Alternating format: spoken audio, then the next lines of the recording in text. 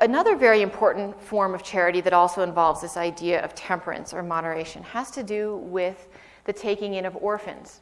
This was a very important concept. As you'll hear tomorrow, Muhammad himself was an orphan, and the Quran is very concerned with the plight of orphans. And it talks about the fact that it's a very virtuous thing to take in orphans and to raise them. But interestingly, in Islam, there is no such thing as adoption as we understand it here. So you take someone in, there's an orphan, you take them into your home and raise them. You are not supposed to claim them as your own child. Give them your last name. Present them as your son. It's not this idea that by adopting them you are acquiring a child.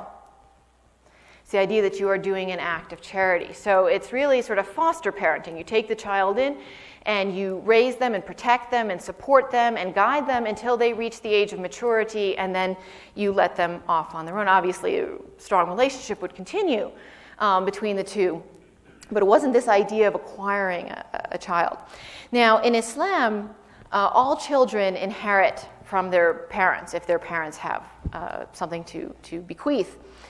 And so a lot of times people would take in orphans and they would come with an inheritance. And it was the job of their foster parent to hold that inheritance in trust and release it to them when they reach the age of maturity. But the Quran also realized that there might be people who want to take in orphans and support them, but may not have the means themselves to fully be able to support those children.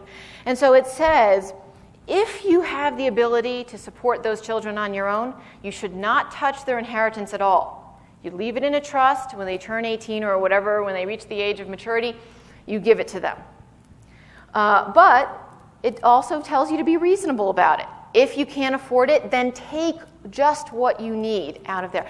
And so it leaves it up to you to determine where you stand. Do you have the wealth to raise this child completely of your own means as a perfect act of charity, or do you need to take a little bit of that child's inheritance?